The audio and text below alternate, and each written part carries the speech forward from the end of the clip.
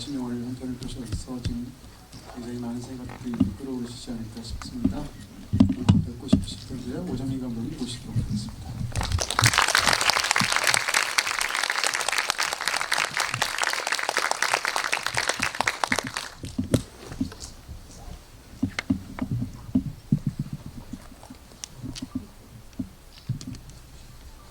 네, 지금으로부터 대략 1시간 정도의 시간이 감독님에게 허락, 그리고 또 저에게 허락이 된 것 같습니다. 저도 뭐 이 영화를 너무 이제 감명 깊고 이렇게 너무 이상적으로 훌륭한 영화라고 생각이 들어서 사실 여쭤보고 싶은 게 굉장히 많고요. 후반부에는 여러분들께 질문 드릴 시간을 드리도록 하겠습니다. 그렇게 해서 마이크가 준비되어 있으니까 질문 생각하셨다가 이따가 주시는, 제가 한 감독님 20분 전에 뵙고 대기실에서 여태까지 이야기하다 왔는데 오늘 집이 무조건 성공이다 이렇게 생각했습니다. 감독님 말씀을 너무 재밌게도 하시고 깊이 있게도 하셔서 어떤 질문을 하셔도 굉장히 멋지게 답변해 주시지 않을까 이렇게 제가 판단해 봅니다. 감독님 인사 말씀을 시작하겠습니다. 네, 부담 되시죠? 네, 부담을 주시니까 갑자기 떨리기 시작하는데요. 안녕하세요, 장손의 감독 오정민입니다. 반갑습니다. 드디어 이제 내일이 개봉인데 그 전에 이제 이렇게 존경하는 선생님과 또 이렇게 관객분들 모여주셔서 너무 감사드리고, 전 개인적으로 영화는 관객분들에 의해서 완성된다고 생각하거든요. 그래서 되게 다양한 의견, 감상평 이런 거 들려주시면서 공유하면 좋겠습니다. 네, 아까 뭐 제가 이렇게 감독님 말씀을 너무 잘하셔서 오늘 너무 기대된다 이렇게 말씀을 드렸더니 제가 말하는 것도 말하는 거지만 관객분들이 어떻게 보실지 너무 오늘 궁금하다 이렇게 이야기를 하시더라고요. 일단 적극적으로 한번 말씀 부탁드리고요. 내일 이제 개봉이 하루 남았지 않습니까? 날짜도 9일이라서 잊어버릴 수가 없는 그런 날짜를 잡으셨는데요. 오늘 이제 전야제가 굉장히 중요한 행사이지 않습니까? 가득한 또 만석이기도 하고 또 분들이 다 지금 눈이 초롱초롱하시잖아요. 데뷔작인데 어떤 기분이십니까? 전 사실 현장이 제일 즐겁고, 이제 이 과정들은 해야 될 의무들, 수행하는 것들, 그 감사한 마음으로 진행하고 있습니다만, 제가 잘 하지를 못해서 어떻게 더 잘 해드릴 수 있을까 고민이 되고요. 의도하지는 않았는데 9월 11일이 저희 할아버지 기일이더라고요. 네, 그래서 제가 대구를 안 갈 수 있는 어떤 명분이 생기기도 했거든요. 그리고 할아버지 어떤 각오가 있지 않나 생각합니다. 네, 어떤 이제 이런 영화를 만들려면 정말 많은 땀과 또 수많은 어떤 아이디어와 뭐 의지와 이 모든 것들이 필요할 텐데, 그에 더해서 이제 좋은 영화들, 어떤 귀한 영화들을 뭐라고 할까요? 우연도 이렇게 굉장히 의미심장한 것들이 달아드는 것 같은 느낌이 있습니다. 지금 말씀하셨던 얘기 처음 듣지만 영화 마지막 장면 보면서 사실 그 생각을 했는데, 저 눈이 처음엔 안 오지 않습니까? 그러다가 카메라를 돌리면 눈이 오던데요. 네, 제가 원래 의도했던 장면은 눈이 내린 것이 아니라 내려 있는 상태에서 촬영을 하길 원해서, 그 공간에 눈이 오는지 안 오는지 저희가 2주 동안 계속 지켜보면서 언제든 저희가 다음날 촬영을 바꾸더라도 저 공간에 가야겠다라고 약속을 했고, 저희 제작팀이 이제 전날 새벽에 가서 눈이 내린 것을 확인하고 갔는데요. 그러니까 첫 테이크 때 갑자기 눈이 내려버려서 그 즉각적인 제 감상은 이건 너무 따뜻하거나 혹은 낭만적이지 않나라는 걱정이 있었는데, 그래서 다음 테이크를 한 번 더 하자. 사실 시간이 많이 없었거든요. 한 번 갔는데 해가 뜨더라고요. 그래서 저희한테 주어진 건 2테이크인데 후반에서 결정을 하자라고 했는데, 어쨌거나 첫 번째 테이크를 선택했습니다. 네, 그런 어떤 그 예측할 수 없는 얘기의 변화 같은 것도 영화에 그대로 굉장히 또 상스럽게 담긴 느낌 같은 것이 보는 사람한테 있었고요. 이 영화를 보면서 이제 제가 제일 먼저 느낀 것은 좋은 영화들이 굉장히 많겠지만 이 영화는 정말 곳곳에 땀이 배었구나라는 걸 느꼈습니다. 그래서 평소에 잘 안 쓰는 노작이라는 표현 같은 것이 저는 이제 제일 먼저 떠오르기도 했었고, 물론 굉장히 뛰어나고 훌륭한 작품이고요.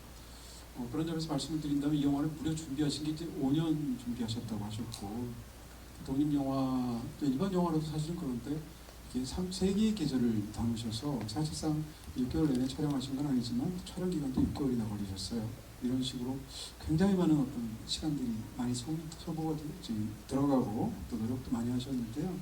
그런 시간들 한번 좀 설명해 주시면 어떠신가요? 이게 제가 신인 감독이어서 할 수 있는 프로젝트 아니었나? 라는 생각을 하게 되는데요. 그 이유는 일단 첫 번째 모르니까 이렇게 과감하게 선택을 할 수 있었던 것 같습니다. 제가 만약에 시나리오 쓸 때 이런 힘들 과정을 알았다면 시작하지도 않았을 것 같고요.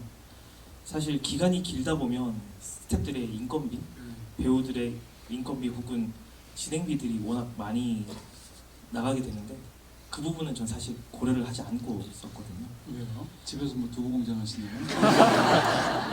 그 부분은 차차 한번 말씀드리도록 할게요. 그러면 네, 저는 그냥 소설 쓴다는 느낌으로 썼던 것 같아요. 어떻게 만들지에 대해서는 나중에 PD님들이 알아서 해주시겠지 이런 무책임한 태도로 했었는데요.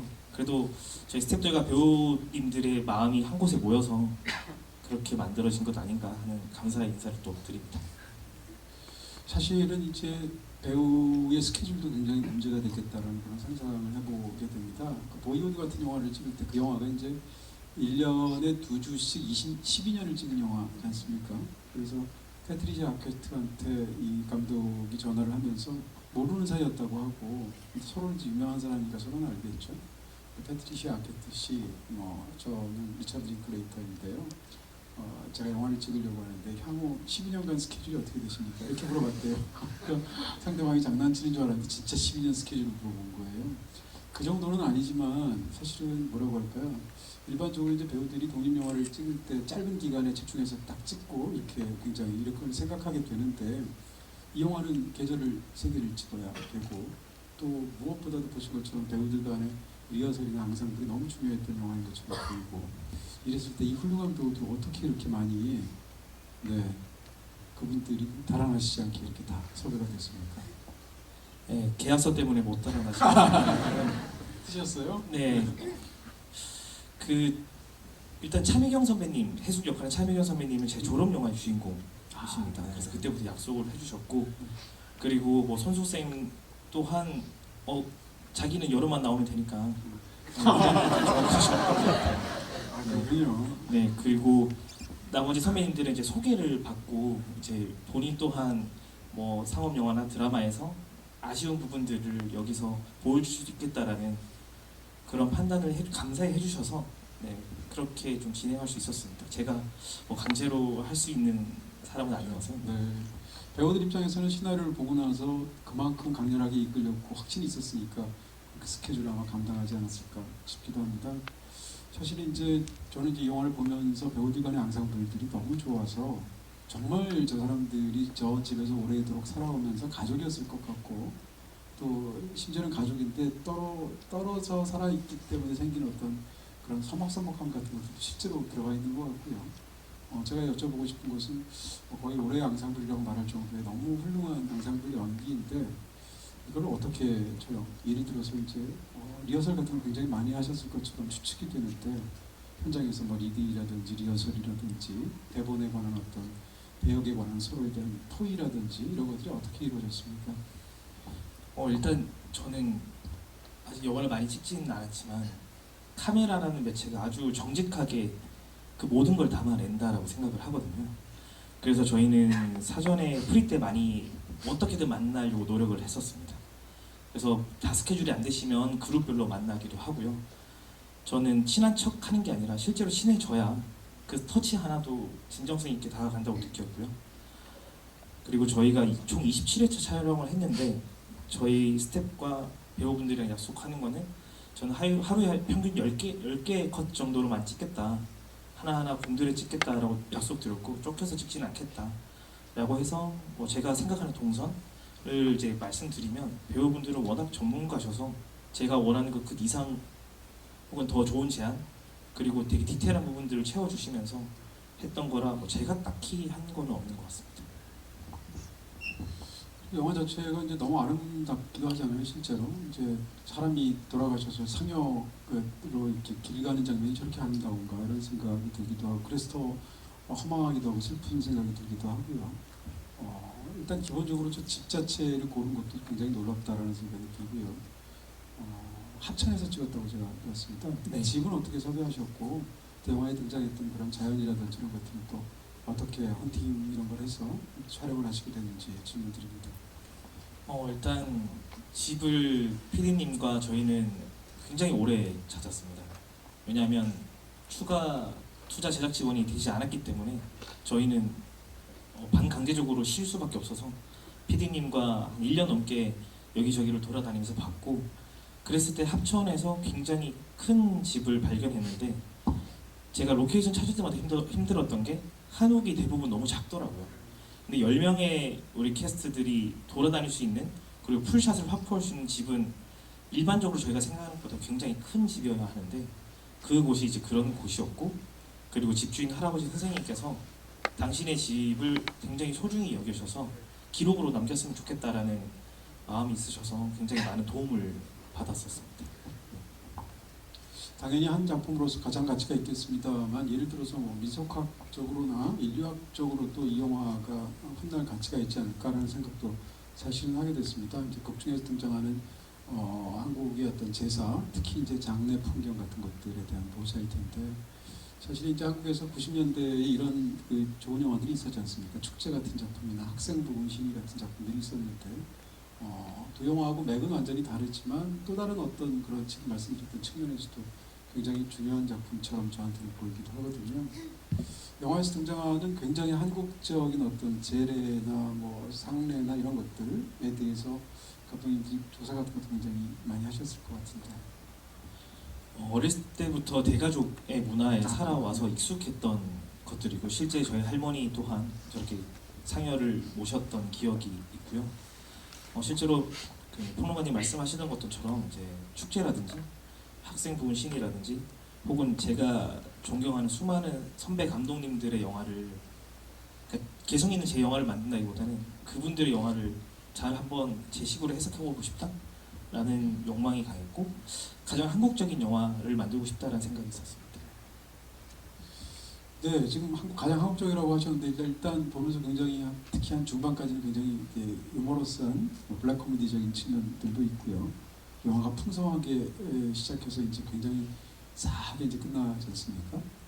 장례식 장면에서 보면서 제가 굉장히 많이 웃었던 것은 이제 상주, 특히 이제 막내 장손을 이제 옆에다 불어놓고 집안의 친척이겠죠. 이렇게 해서 이제부터 네가 중요하고 네가 잘해야 한다 이렇게 얘기하면서 너 무슨 말인지 알지 이렇게 얘기하잖아요. 이런 얘기는 정말 장례 한번 치르면 상주인 그 한 20대쯤 되는 청년이면 한 100만 번쯤 듣는 얘기잖아요.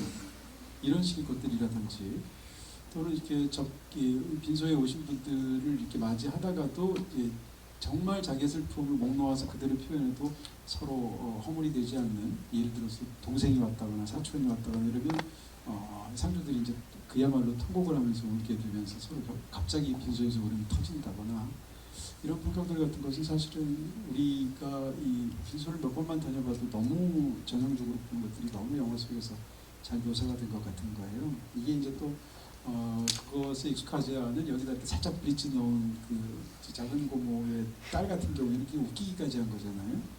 그런 부분들에 대한 감독님의 뭐 유머 감각일 수도 있고 디테일일 수도 있는데, 이런 부분들에 대해서는 이렇게 뭐 평상시에 메모를 하시는 건지 아니면 어디서 보신 것들을 기억하시는 건지. 제가 아까도 대가족의 장손이다 보니 본의 아니게 그 장례식으로 소환되는 일들이 많았던 것 같습니다. 그리고 가면 사실 슬픔을 공유하는 장소라기보다는 너무 정신없거든요. 다른 의미로서 결혼식과 또 비슷한 어떤 세리머니일 텐데, 그 속에서 저는 한 번도 슬픔을 제대로 경험해 본 적은 없었던 것 같아요. 그냥 그 휩쓸려가는 제 자신, 그리고 무슨 얘기를 할 때마다 돈 얘기가 나올 수밖에 없고, 그리고 엄숙해야 되는데 사실 사람이 모이면 너무 웃기기 마련이잖아요. 네, 그런 축제의 그런 모습들을 좀 현대적으로 또 다르게 표현해 볼 수 있을까? 네, 그런 부분들이, 그리고 가장 엄숙한 순간에 저희는 가장 웃음을 참아야 되는 상황이기 때문에 그런 부분이 사실 흥미로웠던 것 같습니다. 그런 얘기를 해도 되는지 모르겠는데, 저희 아버지가 한 10여 년 전에 돌아가셨는데 문상객 중에 제가 그 당시에 출연을 하고 있어서 유희열 씨가 오신 적이 있어요. 근데 그분이 오셨는데 저하고 누나하고만 있을 때 딱 오셔가지고, 근데 이제 문상을 하면서 이렇게 절을 하시다가 그분이 넘어지셨거든요. 그래서 저희 누나가 완전히 빵 터졌는데, 그게 이제 웃으면서도 불경스럽고 또 너무 웃기기도 하고, 또 유희열 씨가 또 웃기잖아요, 사람이. 그래서 그 생각이 나기도 하는데, 장례식이 그런 순간이 굉장히 많죠, 사실은. 네, 뭐 실제 저희 집 장례식 때도 막 끝나고 저희끼리 술 게임도 하고 네. 네 그러니까 어쨌든 오랜만에 만나니까 또 반갑기도 하고 네. 네 네. 그러니까 갑자기 할머니가 돌아가실 때는 또 너무 슬프지만 그렇죠. 네. 그 돌아가시는 왕자분께서 오랫동안 저희끼리 이별의 준비를 하면 사실 잘 보내드릴 수 있잖아요. 그래서 되게 다양하고 복잡한 사람들이 많은 것 같아요. 네. 그냥 너무 웃음을 참느라 혼나는 네, 그런 순간들도 많았던 것 같아요. 네. 그래서 이제 영화를 보다 보면 그 순간이 너무 잘 이해가 되기도 하고 또 의문스럽기도 한 어떤 배우의 연기나 이 디테일 있는 부분들이 이제 그 장손인 정민이는 죄송합니다. 정민 감독님 성함이시고요. 성진이는 내가 저랑은 다른 얘기입니다. 네네네. 지금 제가 착각했고요. 성진이가 이제 밖에서 혼자서 이렇게 늑을 보이고 울다가 사실 이렇게 얼굴을 보이고 오면 우는 것은 마치 연기를 연습을 했었던 것 같은 그런 행동처럼 보이기도 하고 그러다가 짐짓 갑자기 담배를 피거나 뭐 이런 식의 행동을 하는 장면이 있습니다. 사실은 할머니가 돌아가셨는데 안 슬픈 건 전혀 아니고 굉장히 슬플 텐데 현실감이 없을 수도 있고 그 장면에서 이 성진의 마음은 어떤 마음이었을까요? 저는 장례식에서 그 사랑하는 사람의 이룬 슬픔을 온전히 느끼는 것은 사실 불가능한 것 아닌가? 그러니까 저 또한 한 6개월 지났을 때 그 망자의 어떤 상실감을 느끼기도 하듯이 장례식장에 우는 장면이 저는 슬퍼서 우는 장면으로 연출을 하진 않았다고 생각하거든요.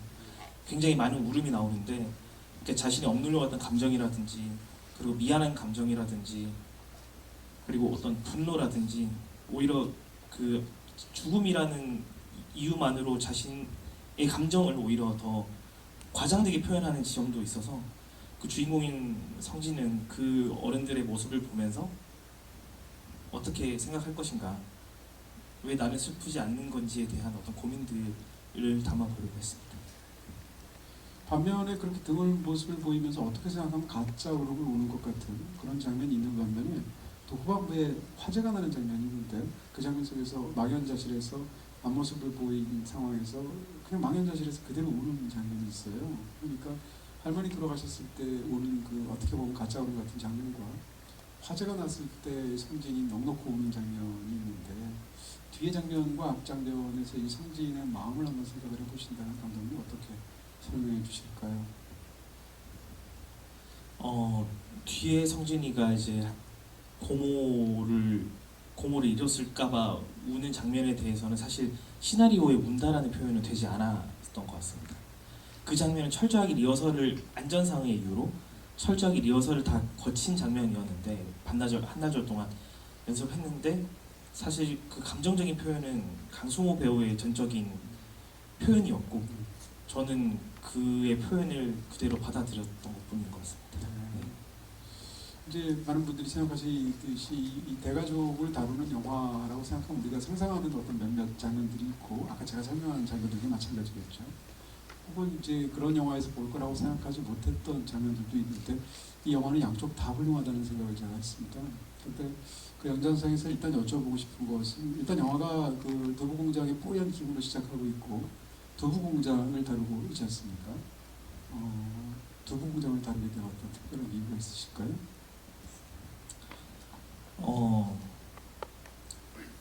두부라는 존재를 만들기 위해서는 굉장히 많은 노동력이 필요하거든요. 그 두부를 갈고 끓이고 그리고 굳히고 모든 수물이 빠져나가면서 아주 소량의 두부가 남는데 그게 전 대한민국의 어떤 가족과 굉장히 비슷하다라는 생각이 들어서 그래서 집안의 생산 수단을 그렇게 표현하고 싶다라는 생각을 했고요. 그리고 뭐 본의 아니게 다들 좀 공개되게 됐는데 저희 부모님께서 실제로 두부 공장을 또 하세요. 그러다 보니까 얼굴에 붓기가 흐르시잖아요. 네, 대구 두부 왕자라고 불리고. 네, 그래서 좀 익숙했던 것 같아요. 그리고 오프닝에서는 그렇게 꼭 뿌옇게 오랫동안 사람들이 어떠한 판단도 내리지 않은 채 영화에 들어와 주기를 바랬습니다. 그렇다면 이제 두부에 대한 은유는 사실은 두부를 어려서부터 굉장히 뭐라고 그럴까요? 가족에 관한 어떤 하나의 모티브로 자연스럽게 떠올릴 수 있는 것에다가 은유는 나중에 얹혀졌겠네요. 네, 정확히 맞는 말씀이십니다. 근데 그게 또 너무 절묘해서 뒤 얘기를 안 하시고 두 배의 은유 얘기만 하셔도 충분히 이 영화에 대해서 우리가 납득할 수 있을 것 같은데요. 네, 그렇게 많이 얘기를 하는데 본의 아니게 또 이제 인터뷰를 통해서 배우의 인터뷰를 통해서 공개되기도 하고 그러니까 저 또한 사실 제 사실 개인적인 이야기는 아니거든요. 그냥 제 어릴 때 기억에서 촉발한 건 사실이지만 제 기억 좀 더 보편적인 얘기가 되기를 바랬고 그리고 제가 유명한 감독이 아니기에 저의 어떤 자전적인 게 관객들께서 궁금해하지 않으실 것 같고 혹여나 또 제 영화를 너무 좁히실까봐 그런 우려가 있었던 건데 그냥 오늘 솔직히 말씀드리면 그렇습니다. 네. 사실은 이제 자전적인 요소가 있다고 해서 그것이 그 영화나 그 작품을 바라보게 하는 핵심적인 부분은 당연히 아닐 것이고 그 다음에 만든 사람의 개인사와 만들어진 창작물의 관계를 1대1로 보는 것만큼 창작물을 죽이는 그런 행위는 없을 수도 있다. 맞습니다. 이렇게 생각이 저도 듭니다. 그럼에도 불구하고 이제 영화에서 너무나 리얼하게 바깥에 너무 자랑스러우니까 붙였겠죠. 대구 경북 보면 식품 1위 했는데 얼마나 자랑스럽겠어요. 대명 식품 이렇게 덮여 있는데 마지막에 엔드 크레딧 올라갈 때 보면 이 영화 제작사가 대명 영화사더라고요. 영화사에서 대명이라는 이름을 따오신 건가요? 제가 태어난 곳이 대명동이어서 단순하게 이분이 기안84 같은 분인가요? 그 영화사 이름을 그러니까 영진이 지원금을 받으면 만들어야 하는데 그 영화사 도로지 정민 이건 또 이상한 것 같고 네, 너무 자식 과잉 같아서 제가 태어난 동네를 넣었습니다. 대명 네. 몇 년생이시? 저는 89년생. 대명 89, 네, 89. 대명 89. 이렇게 하시면 되지 않을까 싶습니다. 중부 공장 이야기 하셨고 이제 전체적인 이야기를 하셨는데 그럼 지금 영화 속으로 좀 들어가 보도록 하겠습니다. 구체적으로요. 영화를 보면 사실은 크게 영화를 만약에 한 세 부분 혹은 경우에 따라서 두 부분으로 나누어진다고 보게 되면 그 초반은 사실 이제 그 증조부 증조모님의 제사로 시작을 하지 않습니까? 그리고 할머니의 그 장례가 이제 중반에 끼어들고 마지막 세 번이 극적인 사건, 화재 사건이 있습니다. 그러니까 이 세 가지 사건에 대해서 그때마다 보이는 이 가족들의 어떤 이야기 이런 걸 통해서 이야기가 진전이 되고 있는데 제사로 시작해서 중반에 그 할머니의 돌아가신 이야기가 양분된다라는 그런 구도를 잡으신 감독님의 생각을 여쭤봅니다. 저는 어쨌거나 할머니의 죽음을 기준으로 이 가족이 얼마나 달라지는지 그리고 왜 할머니의 죽음 때문에 가족은 이렇게 와야 되는지 그러니까 순수하게 저의 고민은 우리네 가족이 왜 멀어지는가에서 출발했던 것 같습니다. 그 연유를 탐구해보고 싶었고 어릴 때는 그런 가족들이 되게 미웠었어요. 속물적인 것 같기도 하고 악마 같고 근데 나이를 조금씩 저도 어리지만 조금씩 먹을수록 그런 속물적이고 이기적이고 악마 같은 모습이 저한테도 있다는 사실을 느끼고 인정하다 보니까 그 제 윗세대는 왜 그렇게 살았는지에 대해서 좀 더 이해하고 싶었습니다. 그들을 옹호하고 옳다고 말하고 싶은 생각은 전혀 없지만 그들이 왜 그렇게 살아왔는지에 대해서 조금 알고 싶어서 그렇게 근현대사의 어떤 흐름들과 엮어보려고 노력했던 것 같습니다. 네, 이 가족의 역사는 아주 특수한 그런 그 가족의 역사이겠지만 당연히 영화 속에는 그 가족의 역사가 한국 사람들이 70년의 어떤 역사랑 고스란히 그렇게 미시사가 거시사랑 겹쳐져 있는 그런 느낌이 분명히 있고요. 그 상황 속에서 이 영화의 이제 일단 주인공의 제목이 일단 장손인데 저는 처음에 장손이라고 그래서 당연히 그 강승호 씨가 연기하는 주인공이라고 생각했는데 영화를 다 보고 나면 그 장손은 사실상 한 명이 아닌 것 같고요. 적어도 영화에서는 세 명의 장손이 나오는 것 같고 할아버지인 승필과 아버지인 태근과 그다음에 이제 세 번째 장손까지 있게 되는 셈인 건데요. 그러니까 영화의 마지막 장면은 두 장손 사이의 얘기이고 마지막 끝까지는 이제 첫 번째 장손이 산으로 가면서 마치 죽음을 떠올리게 하듯이 영화가 끝나는 셈인 것처럼 보이기도 합니다. 제가 여쭤보고 싶은 것은 가족 영화를 다룰 때 대가족을 다루는다는 것도 그렇지만 제목을 장손으로 하고 영화의 사실상 이 모든 비밀을 이제 알아나가는 그런 어떤 화자이기도 한 사람을 내세우면서 제목을 장손으로 하셨잖아요. 장손을 제목으로 내세운다는 뜻은 가부장제를 다룬다는 뜻이 됐고 굉장히 이제 이 가족 그 문제를 어떤 하나의 키워드를 가져가는 셈이 되는 건데요. 장손이라는 것에 주목하시는 것을 일단 여쭤보게 됩니다.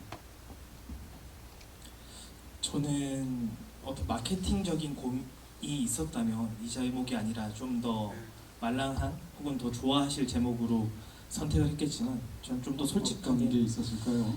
잘하셨을 것 같아요. 이렇게 너무 부끄럽네요. 이게 비밀로 하겠습니다. 이건 비밀로 하겠습니다. 너무 부끄럽네요. 이 영어 제목도 굉장히 멋있잖아요. 네, 계절과 관련된 제목, 좀 더 환기형 제목을 찾고 싶었습니다. 그러니까 이 영화를 확장시킬 수 있는 제목을 고민을 하다가 오히려 논쟁적이더라도 좀 더 본질적이고, 좀 부정적인 감각을 일으키더라도 과감하게 장손으로 가자. 그리고 이 영화가 전 올해 개봉되고 사라질 영화라고 생각하진 않거든요.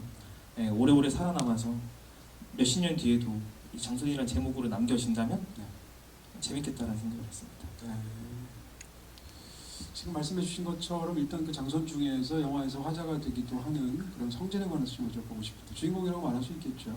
근데 이 주인공은 이 대가족 중에서 어떻게 생각하면 가족에게서 가장 멀리 떨어져 생활하고 있는 사람처럼 보입니다. 뭐 서울에 살고 있기도 하고 있는 일이 누구랑 관련 없이 영화 일을 하고 있기도 하고 또 무엇보다 결정적으로 극 중에서 얘기하는 걸 보면 집안일에 대해서 가장 모르는 사람이 바로 이 주인공인 성진처럼 보여요.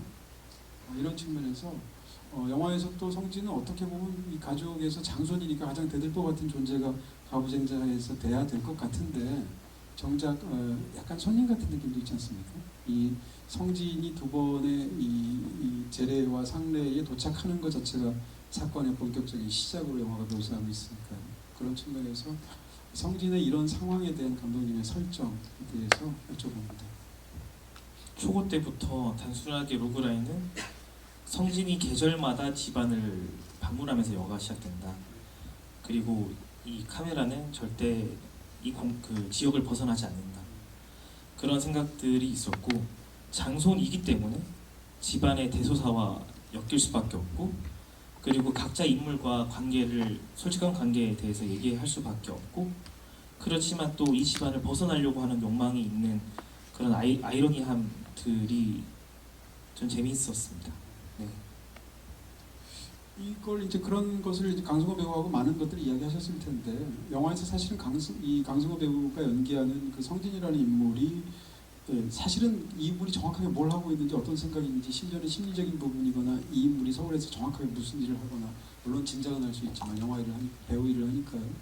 거기에 대한 구체적인 설명이 없거든요. 그런 측면에서 배우는 그런 것들이 물어오지 않았는지 혹은 배우와 이 캐릭터와 이 영화에 대해서 어떤 이야기들이 나누셨는지를 한번 여쭤봅니다. 강승호 배우와는 어떤 제가 생각하던 어떤 톤의 매너의 영화들을 보여주면서 대화를 나눴던 것 같습니다. 어떤 영화일까요? 예상하시다시피 어떤 대만의 신랑차오 영화들일 수도 있을 거예요. 네. 그리고 너무나 존경하는 오즈의 영화일 수도 있겠고요. 그래서 어떤 캐릭터가 강한 영화라기보다는 어떻게 하면 좀 더 확장될 수 있는 해석이 다양할 수 있는 영화가 될 수 있을까라는 고민에서 캐릭터를 강화하는 방식은 하지 않았던 것 같아요. 어떻게 더 뺄까? 더 빼서 어떻게든 다양한 사람들이 자신의 캐릭터로 동일시하면서 볼 수 있을까? 라는 고민에 의해서 진행을 됐었고요. 강승호 배우는 매우 도전적이고 멋진 배우라서 표현을 하는 것보다는 어떻게 내가 그 세계와 집안 사람들로부터의 액션을 반응할 것인가에 진솔하게 대응하자라는 게 저와 강승호 배우의 어떤 대화였습니다. 할아버지 얘기를 이제 하게 되는데요. 이제 할아버지 생각하면 지금 영화가 사실은 이제 다 어떻게 제각각의 비극과 비밀을 갖고 있는 인물들이라고 말할 수 있지 않습니까? 그런 상황에서 가족들 사이에서도 자기가 앓고 있는 그 비밀이나 그 비극의 색깔들이 서로 달라서 어떻게 보면 아무리 가족이라도 서로가 서로를 완벽하게 이해할 수가 없는 그런 상황처럼 보이기도 하는데요. 사실은 이제 승필 이야기하기 전에 이 영화에는 거의 모든 한국 사회에 존재하는 갈등이 다 들어가 있어서 야 이걸 어떻게 이렇게 이물감 없이 또 혹은 자기적인 느낌 없이 영화 속에 고스란히 들어갔을까라고 감탄하는 느낌이 있습니다. 일단 영화에는 딸이냐 아들이냐에 대해서 태도가 완전히 다르기 때문에 젠더 문제가 있을 것이고 뭐 큰딸과 작은딸 사이에서 계급 문제도 있을 것이고 또 그다음에 세대론에 관한 이야기도 영화에 있고요. 그리고 또 이제 한국 사회에서 역사에 관한 문제들도 있고 굉장히 많은 문제들이 영화 속에 다 녹아 있습니다. 그런 측면에서 감독님은 이 가족 영화를 만들면서 당연히 한국 사회에 촉돌하는 생각을 하셨을 것 같은데 이런 문제들을 다룬 감독님의 생각 같은 것을 좀 여쭤봅니다. 평론가님의 말씀처럼 저는 이 단순한 가족의 한 미시사를 제대로 바라보면 이 세계를 이해할 수 있다고 저는 믿습니다. 그래서 좀 더 거시적인 것들을 억지로 가져온다기보다는 이 시대에서 휩쓸려 살아온 사람의 어떤 트라우마, 어떤 상흔을 어떻게 진실되게 표현해 줄 것인가?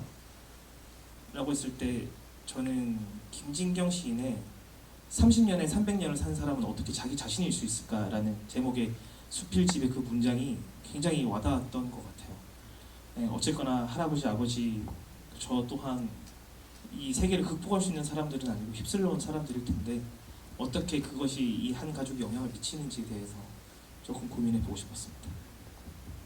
영화를 다 보고 나면 이제 승필이라는 할아버지의 이제 생각을 해보게 되는데 그 할아버지는 어렸을 때 중학교 시절에 6.25를 한국 전쟁을 겪고 거기서 부모님을 잃고 다시 돌아갔을 때 흔적조차 없게 되고 영화의 초반에 보면 무덤을 잘 지어서 이제 자기의 손자한테 우리가 몇 자리를 잘 써서 가족이 잘 되는 거다라는 식으로 말을 하는데 정작 그 무덤은 시신도 없는 빈 무덤인 거잖아요.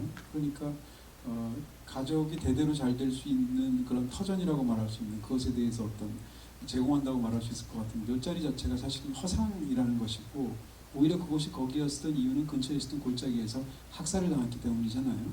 그런 측면에서 보면 이승필이라는 인물이 그토록 지키고 싶어했던 그런 첫 번째 장손으로서의 그 가족의 정체성 같은 것이 사실은 토대하고 있는 것이 빈 무덤이었다라는 그런 사실이 굉장히 허망하기도 하고 굉장히 절실하기도 하고 이렇게 느껴지거든요. 이런 사실은 이야기를 다루면서 한국 전쟁 때의 이야기, 6.25 때 이야기까지 가져오는 것은 쉬운 선택은 아닌 것처럼 보이는데요. 더군다나 할머니 할아버지가 돌아가신 날을 보면 50년 7월 20일로 기사가 나와 있는 걸로 봐서 추측컨대 6.25가 터지고 나서 한 달도 안 됐으니까 인민군 때문에 죽었을 것 같고요. 그런 상황에서 아마 학살이 되지 않았을까 싶은 생각까지 하게 되는데 이런 것들은 이제 구체적으로 영화가 단서를 제공하고 있지 않습니까? 그런 측면에서 이렇게 구체적으로 한국전에 관한 이야기를 끌고 들어오신 감독님의 의도라고 볼까요? 저는 저희 할아버지 일제강점기 세대, 저희 할머니 일제강점기 세대가 역사적인 유래가 없는 세대라고 생각합니다. 봉건국가에 태어나서 심지어 식민지였고 그리고 이제 복권을 했지만 다시 전쟁을 겪으셨고 그리고 또 독재 다음에는 민주화 그리고 지금 정부화 시대까지 이렇게 다 겪고 간 세대가 과연 역사상 이런 세대가 있는가? 그런 사람이 어떻게 자기 제정신일 수 있을까? 솔직히 말하면 저희 할아버지는 돌아가실 때까지 저희 할아버지는 대학을 나오신 분이었는데도 불구하고 광주를 폭동이라고 생각하셨어요. 그만큼 지식이 있는데도 불구하고 전 그가 왜 그렇게 살아왔는지 그 아버지도 왜 그렇게 살아왔는지 그런 부분들에 대해서 좀 솔직하게 보고 싶었습니다. 그 본인이 평생 자기를 사로잡았던 트라우마 때문에 시각조차 거기에 고정되어 있는 인물처럼 승필이 보이고 그래서 자기 딸이 심지어는 이런 세상에서 베트남에 가서 사업을 하는데 왜 빨갱이 나라에 가냐라고 말을 할 정도의 그런 인물이 된 거지 않습니까? 그런 측면에서 이 영화 속에 사실상 이념 갈등도 있습니다. 왜냐하면 아버지는 어떻게 보면 이제 그런 입장을 대변하는 사람처럼 보이는데 또 아들은 추측컨대 아마도 80년대의 시위 과정에서 국가로부터 폭력을 당한 것처럼 보이고요. 그게 다리를 절게 된 이유인 것처럼 보이고 그것이 한에 맺혀 있는 사람처럼 보입니다. 그렇게 본다면 아버지와 아들의 입장은 이념적으로도 또 정반대 입장이 되지 않습니까? 이런 식으로 또 아버지 퇴근에 굉장한 트라우마 같은 것 더군다나 이 인물은 술 마시면 극중에 2번에 걸쳐서 굉장히 이렇게 통곡을 하거나 주사를 부리는 모습을 묘사가 되어 있고 가족들은 아마 그것을 굉장히 자주 보았던 것처럼 영화에서 묘사가 되고요. 퇴근이라는 인물에 대해서 감독님은 또 어떤 생각을 갖고 있습니까? 어쨌거나 도식적인 구도로 하려고 하진 않았었는데 그렇게는 전혀 안 되죠. 네. 그럼 과연 아버지 세대, 어머니 세대의 상징성은 무엇일까?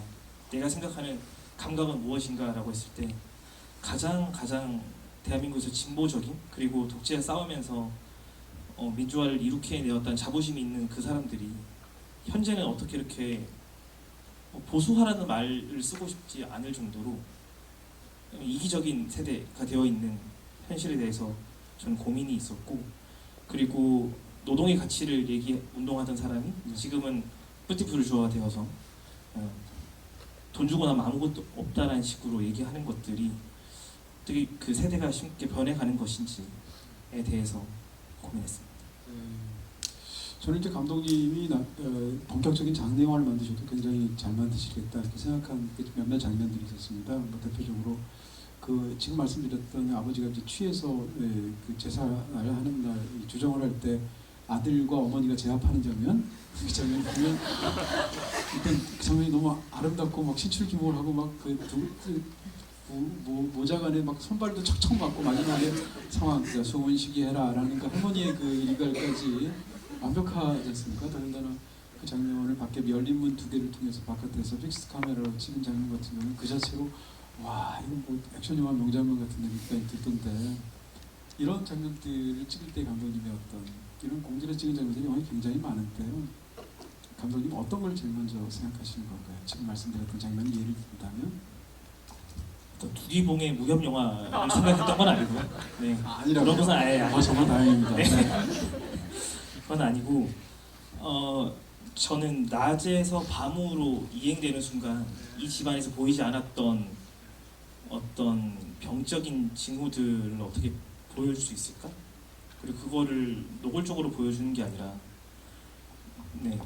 되게 오래돼서 고착화된 어떤 폭력, 일종의 어떤 행사 같은, 그러니까 당연히 치러야 되는 행사를 치르듯 진행됐으면 좋겠다라는 생각이었던 것 같습니다. 그래서 저는 개인적으로 이 장면이 오싹하기를 바랬는데 사실 찍고 보니까 너무 슬프더라고요. 네. 그런 과정을 겪어가면서 또 저 스스로도 보는 대상의 태도가 좀 달라지는 것 같아요. 오싹한 느낌도 있었습니다. 왜냐하면 모자가 너무 그 일을 기계적으로 탁착착착하는 느낌이 있었거든요. 그 얘기인즉슨 그게 얼마나 자주 반복되어 왔고 또 인물들이 어떤 의미였는지를 우리가 상상할 수 있는 부분이 있어서 그랬던 것 같고요. 아까도 잠깐 말씀을 드렸습니다만 영화는 이제 그렇게 그 늦게 도착한 그 작은 딸 때문에 서로 이제 장례식장에서 끌어안고 자매가 통곡을 하는 그런 장면, 바로 다음에 이어지는 장면이 이제 그대로 상복을 입은 채로 부적도 나누는 장면이지 않습니까? 그런 것도 이제 당연히 의도적으로 두 장면을 연결을 하셨을 텐데, 이 어떻게 보면 이 가족을 와해시킨 것에서 그 큰 고모의 몫으로 엄마에게 맡겼던 그 돈의 행방, 돈 문제가 굉장히 컸던 거잖아요. 그런 측면에서 영화에서 돈 문제도 그냥 허투루 다루지 않고 굉장히 핵심적으로 다룬다는 생각이 있고, 저는 사실은 어떤 영화를 판발할 때 몇 가지 기준 중에 하나가 영화에서 돈 문제가 나올 때 그 돈 문제를 진짜 돈 문제로 다룬가도 굉장히 중요하게 보거든요. 그런 측면에서 굉장한 리얼리티가 영화에 있었습니다.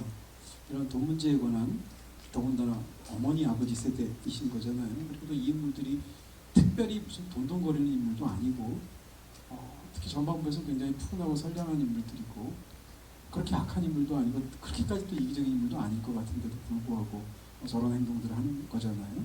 그런 측면에서 이런 돈에 관한 갈등, 특히 큰 고모, 그러니까 누나와 남동생 사이에서 벌어지는 그런 것들에 대한 감독님의 어떤 의도라고 할까요? 그런 걸 여쭤보게 되네요. 참 복합적인 것 같습니다. 사실 가족들의 갈등은 돈으로 말미암아 오랫동안 쌓여왔던 감정들이 터져서 싸우는 빌미가 되었을 텐데, 사실 또 다르게 생각하면 돈 때문에 갈등하는 것 또한 사실이거든요. 그러니까 전 가족이 돈 앞에서 얼마나 유약한가, 그러니까 우리 마음속에 얼마나 그런 어둠이 있는가. 전 이 영화가 가족 사이에 돈이라는 악마가 끼는 이야기 아닌가? 라고 생각해봤습니다. 지금 시계를 보고 깜짝 놀라가지고 지금 빨리 말을 해야 되는구나 지금 떨고 있습니다. 사실 여쭤보고 싶은 게 너무 많은데 벌써 40분 훨씬 지났네요. 뒷부분에 중요하니까 뒷부분에 관한 얘기를 먼저 여쭤보고 싶은데요. 영화에 보면 이제 결과적으로 보면 할아버지가 약간 이제 치매 초기이신 것 같고 그 상황에서 이제 손자를 각별하게 챙기는데, 할머니도 그렇지만 챙길 때 그때마다 비닐봉지에 담긴 뭔가를 주는데 앞에 담겨 있던 처음에는 음식을 너만 먹으라고 주고 두 번째는 두부를 주려고 했는데 못 주고 마지막 세 번째는 이제 통장을 주는 건데요. 영화에서 사실은 이 고모가 그냥 하는 말처럼 보이는데 진짜로 돈을 맡겼고 그 돈을 어떻게 생각하면 딸 몫의 돈을 장손한테 주는 거지 않습니까? 근데 일단 좀 약간 디테일에 관해서 감독님이 틀림없이 뭐 여러 가지 생각이 있으셨을 것 같아서 궁금해서 여쭤보면 통장 보면서 통장 디테일을 제가 보면서 좀 약간 신기하고 놀랐던 부분이 있는데 일단 매달 100만 원씩 할아버지는 꼬박꼬박 정해진 날 자동이체를 했고요. 할머니는 그때그때 25만 원, 35만 원, 50만 원 이렇게 돈을 그때그때 추가로 넣었어요. 두 사람이 계속 오랜 세월 돈을 넣었는데 더군다나 굉장히 흥미롭게 저한테 보였던 것은 할아버지가 자동이체할 때 딱 1년은 100만 원 하지 않고 80만 원 했더라고요. 그러다가 그 1년이 딱 지나면 다시 100만 원 하시더라고요. 이런 디테일은 왜 넣으신 건가요? 네, 사실 완벽한 저의 어떤 설계라고 하기에는 그런 부분까지 제가 일일이 하지는 않았었고요. 다만 이제 소통팀에서 한 건가요? 아니 저희 회의를 거쳐서 나왔던 건데 할아버지가 돈을 주는 방식과 그리고 할머니가 돈을 주는 방식은 다를 것이고 또 할머니는 한글을 잘 못하기 때문에 그 은행 서류에 대해서 되게 어려움을 겪었을 것이며 그리고 이게 고모의 돈인지 아닌지 그렇게 추정될 뿐 전 모든 게 주장과 진술만이 범벅이 되어서 누가 누구 돈인지 이렇게 단언할 수는 없다고 생각합니다. 네. 그럼 80만 원에 관해서는 그냥 아직 특별한 누가 20만 원이 어디로 간 건지 이제 네, 그 부분은 다음 GV 때 한번 기회가 된다면 대답을 좀 준비해 오겠습니다. 네, 이렇게 또 이 집이조차 속편을 기억하시네요. 그 장면에서 또 너무 그런 장면을 처음 본 것은 아니지만 영화에서 너무 잘 묘사가 되었다라는 참 좋은 장면이라고 생각한 게 그러다 확인하고 나서 이제 강성호 씨가 차차하게 들어온 햇살 때문에 이제 눈을 부시하다가 마지막에 이제 눈까지 감는 순간인데 어떻게 생각하면 이제 뭐 양심에 관해서 눈을 감는 것처럼 보이기도 하고 죄책감 때문일 수도 있을 것이고 모르겠다라는 마음일 수도 있겠죠. 이런 걸 물어보는 건 굉장히 저열한 질문이라는 걸 제가 아는데요. 그래서 너무 궁금해서 영화가 끝나고 나서 승호는 저 돈을 어떻게 했을까? 승호가 아니죠. 성진이 저 돈을 어떻게 했을까요? 그 한국뿐만이 아니라 외국을 가서라도 이 질문을 어김없이 그렇죠. 어김없이 나오는 제일 궁금한 질문이에요. 전혀 저열하지 않고 가장 제가 솔직한 질문이 평론가 아닌가. 딱지 떼고 여쭤봅니다. 네. 그래서 이걸로 영화를 만들었냐 뭐 이런 얘기도 하시는 분들도 있고 그럼 이제 제가 뭔가 범죄자가 된 것 같아서 얘기를 안 하는데 그러니까 그 질문에 대한 답을 해야 되는 것인지 제가 영화로 아니면 질문으로 남겨야 하는 것인지를 했을 때 저는 후자의 선택을 했었습니다. 그래서 만약에 이 돈을 고모한테 갖다 주고 고모랑 엉엉 안고 이렇게 끝나면 그냥 그런 건 도덕 교과서에나 볼 너무 법한 한번 건데 드라마죠. 네, 그런 선택은 하고 싶지 않았고 그럼 과연 이 돈은 누구 것인지 그리고 고모의 피 묻은 돈은 아닌 것인지 이런 어떤 선택을 해야 될 것인지에 대해서 그것이 할아버지의 어떤 유산이라면 이거에 대해서 어떻게 판단해야 되는 것인지는 관객의 몫으로 남겨두는 게 오히려 다양한 얘기들을 할 수 있지 않을까 생각했습니다. 역시 또 저를 꼬집으시는 고문현답 역시 감독님이시다는 생각을 하고요. 마지막 장면도 참 그 자체로 아름답고 스산하기도 하고 기억에 많이 남는 장면입니다. 할아버지가 길을 가시는데 추측컨대 마을 쪽으로 가는 것 같은 왼쪽 길이 있고 산으로 올라가는 것 같은 우측 길이 있는데 일단 정작 그 장면이 나올 때는 오른쪽 길로 가는 게 산으로 가는 건지를 알 수가 없습니다.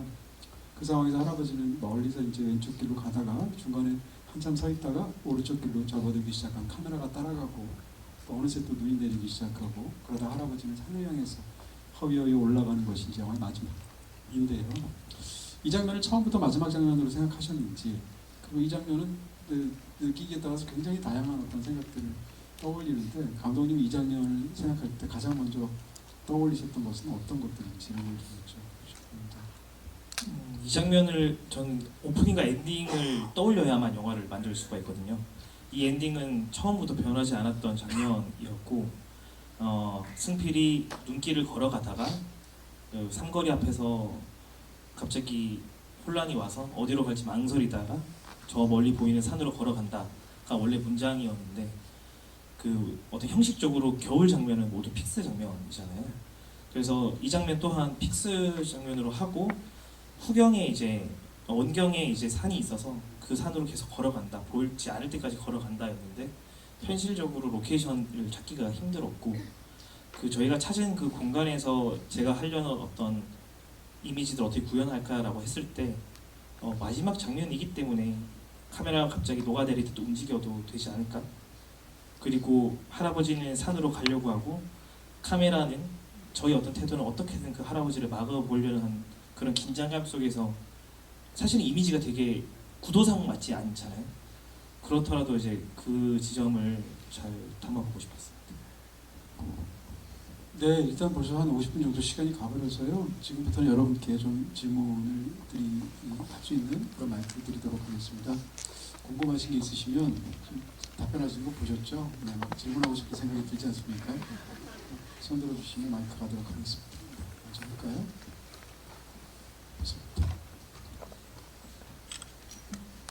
네, 감독님 영화 잘 봤고요. 그 주인공 성진이 누나분이 출산을 하잖아요. 그 출산을 한 아이의 성별이 안 나온 것 같은데 혹시 성별을 알 수 있을까요? 뭐 장수훈이라고 하니까 뭐 아들을 더 원하실 것 같긴 한데 어쨌든 네. 누가 봐도 딸이지 않나요? 아니, 실제 재밌는 게 며칠 전에 제가 진주에 다녀왔는데 네. 이제 그 라임이라는 친구죠. 라임이가 이제는 걸어 다니더라고요. 네, 그걸 보면서 진짜 세월 빠르다. 네, 그런 생각을 했고 굉장히 귀여운 여자. 영화 사실 거의 3대가 아니라 5대에 관한 이야기예요. 돌아가신 증조부, 중조모, 그다음에 아이 태어난 아이까지 치면 진짜 장대한 그런 가족사를 다루고 있죠. 다음 또 질문하실 분 있을까요? 다 모자 쓰신 분이라서 모자 쓰신 분이라고 말할 수가 없네요. 먼저 하시고 그 다음 질문하세요. 네, 감독님 영화 잘 봤습니다.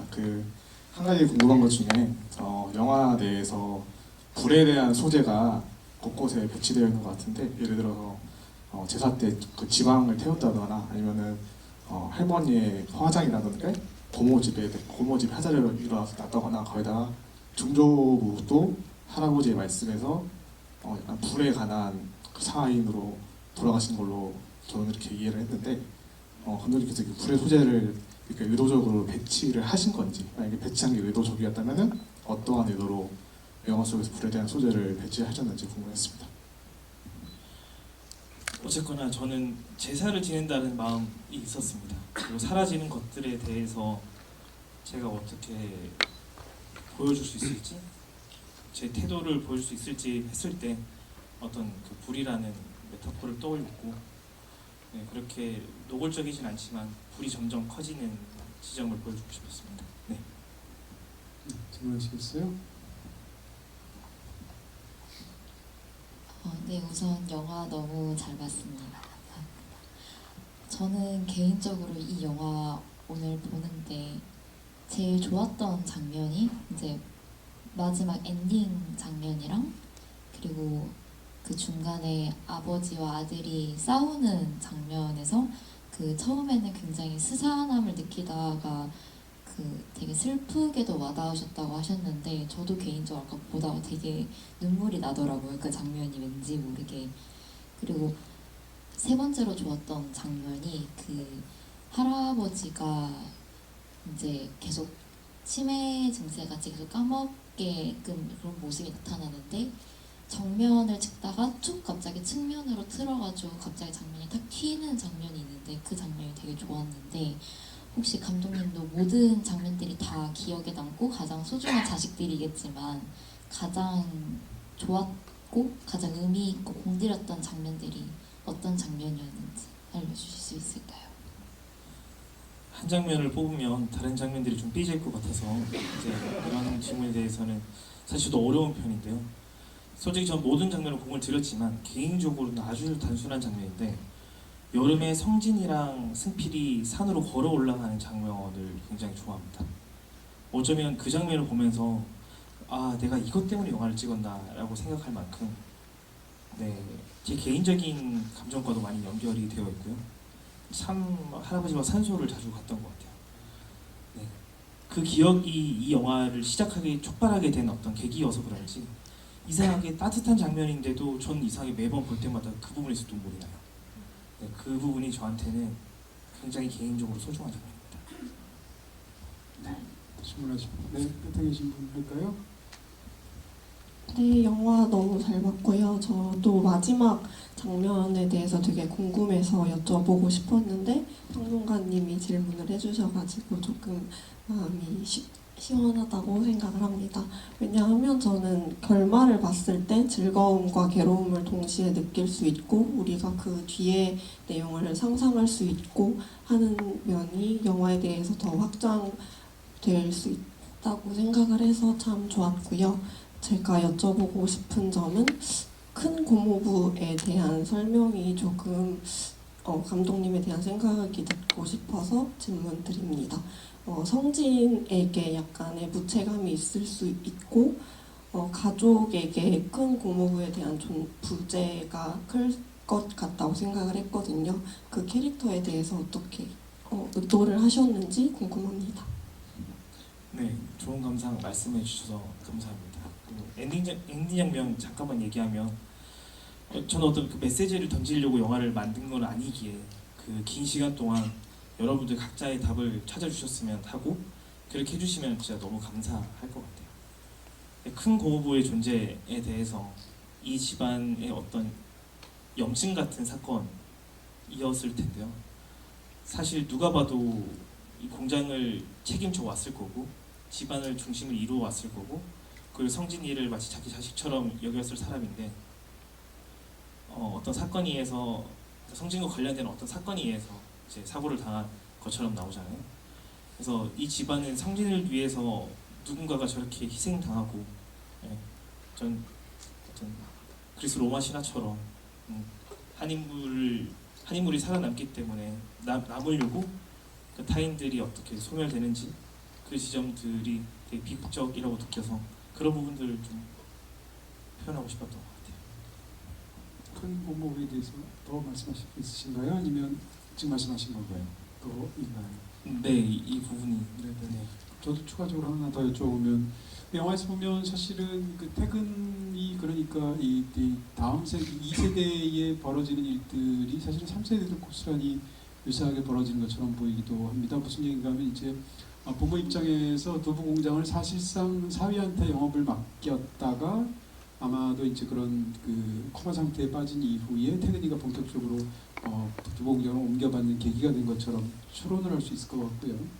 근데 그 다음 세대인 지금의 그 성진의 세대에서도 보면 사실상 두부 공장과 조금 더 관련 있는 것은 자기의 누나와 그 매형이 있죠. 그리고 사실상 이 두부 공장에 대해서 엄마가 은근히 자기 속내를 털어놓는 것처럼 완전히 떨어져서 또 주인공은 서울에서 있지 않습니까? 다시 말하면 이 할아버지 승필이 퇴근과 마지막 장소인 그 성진을 헷갈리고 있으면서에도 불구하고 치매 상태에서 정확하게 이 통장을 주는 것은 성진한테 주고 그 다음에 두부 공장에 가서 속내를 털어놓는 건 사실은 성진을 퇴근으로 착각해서 말을 하지 않습니까? 다시 말하면 2세대에서 벌어지는 사위와 아들 간의 그 두부 공장의 운영과 관련된 이야기는 3세대에서도 그대로 반복되는 것처럼 보이거든요. 이런 구도에 대해서 감독님 어떻게 생각하시는 건가요? 과연 그런 운명 같은 일들이 또 반복되지 않을까? 아니라고 말할 수 있을까? 왠지 그럴 것 같은데? 라는 생각이 있었습니다. 네, 굉장히 인상적인 대답이시네요. 검은 옷 입으신 분 할까요? 네.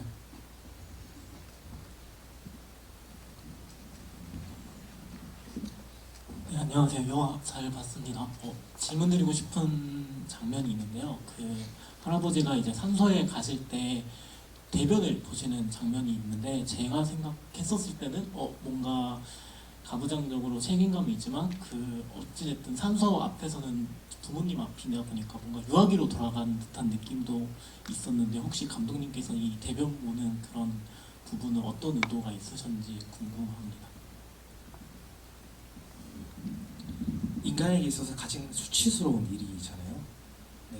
그리고 가장 보여주기 싫은 부분이기도 하고, 그리고 또 죽음의 신호라고 저는 생각을 하거든요. 그 복합적인 것들이 그 공간에서 이루어진다. 그리고 산에 가서는 화장실을 마음대로 가기 힘들어서 그렇게 설정한 부분도 있는 것 같습니다. 그 문제 때문에 아들한테 두부 공장을 물려줬다라는 식으로 이야기를 하기도 하죠. 승필이 중에서요. 또 질문 하실 분 있으신가요? 마스크 쓰신 분 할까요?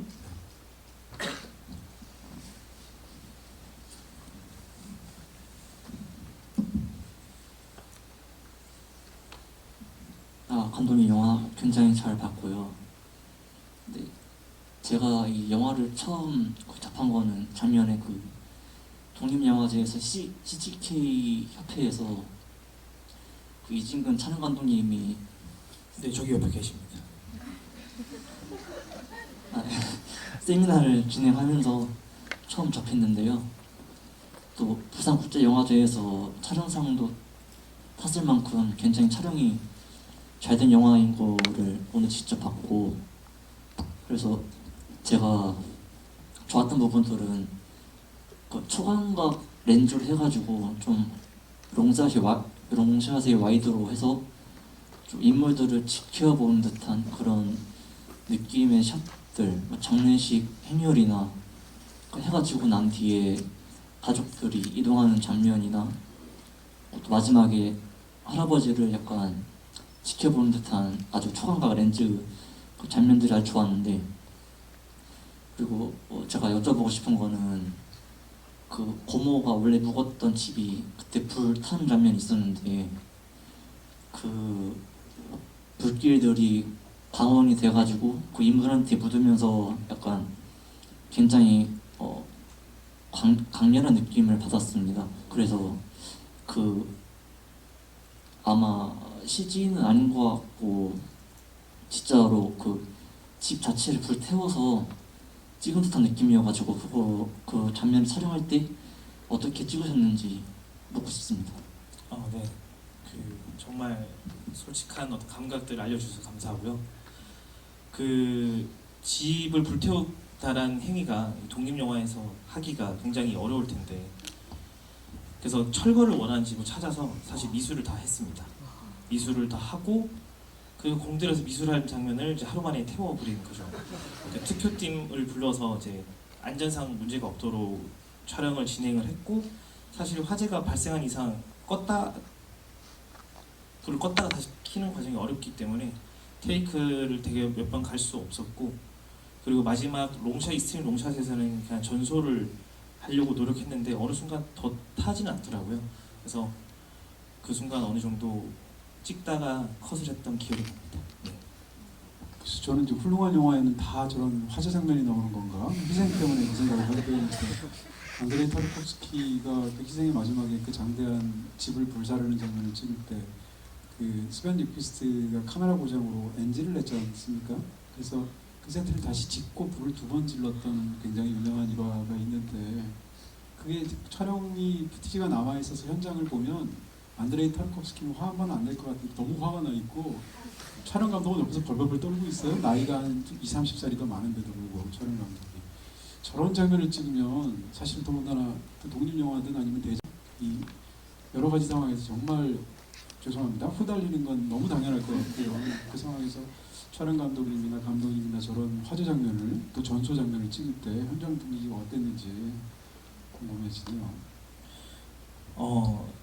저녁에 촬영이 있었기 때문에 아침부터 모여서 배우들은 리허설을 다 했고요. 그리고 몇 미터 이상한테 다가가서는 안 된다라는 어떤 안전상의 규칙으로 그 거리를 유지한 채 리허설을 다 진행해서 절대 NG가 나지 않게끔 배우분들을 준비를 시켰고, 그리고 사실 불이 얼마나 날지 빛의 양에 대해서는 저희가 예상을 할 수가 없어요. 그래서 사실 풀샷 경우는 롱샷 말고 풀샷 경우는 2번 정도 촬영을 했거든요.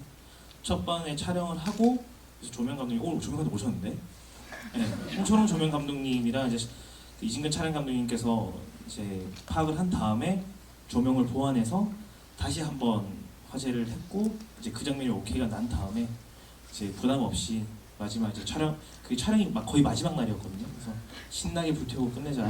그래서 이제 다들 좀 신나 있었고, 네, 소방차도 대기하고 있었고, 마을 주민들도 혹시 불날까봐 대기하고 있었고. 네, 불날까봐 대기한 게 아니고 불구경하셨을 거예요. 네, 그런 것 같아요. 세상에서 제일 재밌는 게 불구경. 네. 그렇군요. 현장에서 굉장한 그 장면 자체가 주는 굉장히 시각적인 감동을 이용하고 있지 않았나 싶습니다. 마지막으로 질문 한 분만 더 뒤쪽으로 갈까요? 죄송합니다. 네. 죄송합니다. 맨 앞에 할게요.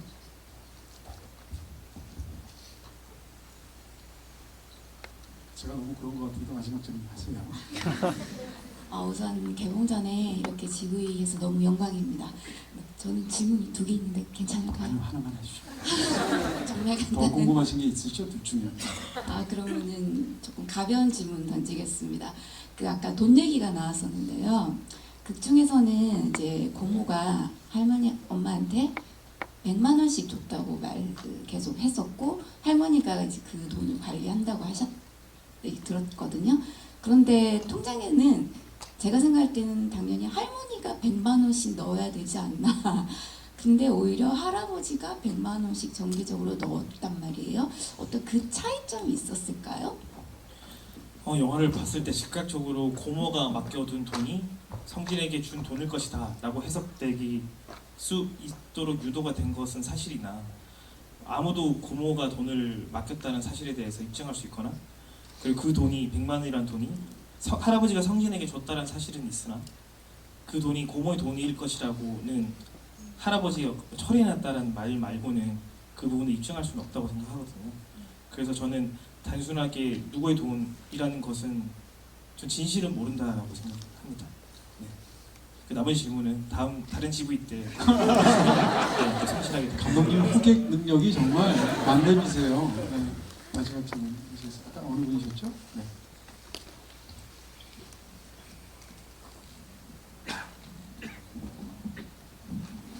네, 감독님. 개인적으로 올해 본 한국 영화 중에 제일 재밌었고 최고였고요.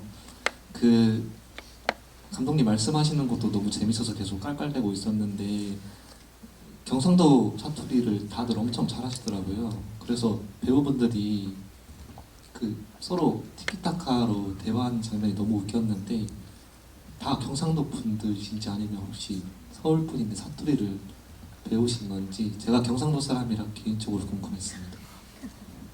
들으시기에는 완벽한가요? 경상도 네이티브. 잘 말씀해 주세요. 저는 이제 네, 사실 다 경상도 분들이신 줄 알았어요. 네. 네, 사실 이 영화를 캐스팅할 때 2가지 원칙이 있었는데 모두가 경상도 분이어야만 할 것. 사투리를 잘하는 게 아니라 어떤 멘탈리티라는 것들이 묻어 나오잖아요. 그런 것들을 잘 담아야 된다고 생각했고 그리고 스케줄을 다 빼주셔야 할 분들이어서 해야 해서 이제 고민이 많았는데 사실은 우상전 선생님만 이제 할아버지. 우상전 선생님, 이제 승필 역할 우상전 선생님만 그러니까 분이시고 나머지 분들은 다 경상도 분이셨습니다. 네. 감독님은 전혀 사투리 안 쓰시네요. 저도 대구 사람이긴 한데 또 반평생 또 이렇게 서울에 살다 보니까 그렇고 네, 제 고향에 대해서는 좀 복잡한 감정입니다.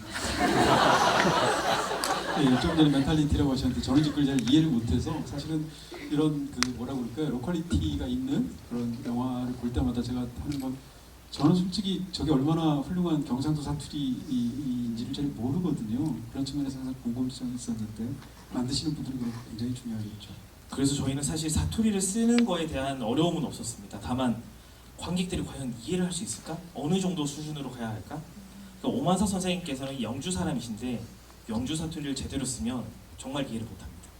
네, 정말 이해를 못하실 거예요. 그러니까 저희는 어느 정도의 선을 타야 할지 그렇다고 너무 관객들의 이해를 편의를 위해서 굉장히 서울화된 사투리를 써서는 안 된다라고 생각해서 그 적점을 좀 배우분들과 어떻게 하면 더 친절하게 네이티브를 살 수 있을까에 대한 고민의 결과물이긴 합니다. 네. 아까 제가 대기실에서 이 사투리를 혹시 못 알아들은 분이 있을 수도 있다라는 이야기를 살짝 했더니 감독님 말씀이 2번 보시면 된다. 진짜 대단하시다. 네, 오늘 보고 조금이라도 못 알아들으신 부분이 있으면 이 훌륭한 영화를 한 번 더 보실 걸 권고해 드리고요. 감독님 마지막 인사 말씀 듣고 마치도록 하겠습니다. 네, 이렇게 개봉 전날에 이렇게 귀한 분들과 또 존경하는 이동진 평론가님께서 또 해주셔서 너무 감사드리고요. 오늘 대화를 나누는 게 너무 시간이 적은 것 같아요. 그래서 나중에 기회 되시면 또 한 번 배우분들 모셔서 다양한 얘기를 들려줄 수 있도록 노력하겠습니다. 입은 크게 드실 분입니다. 마치겠습니다. 감사합니다.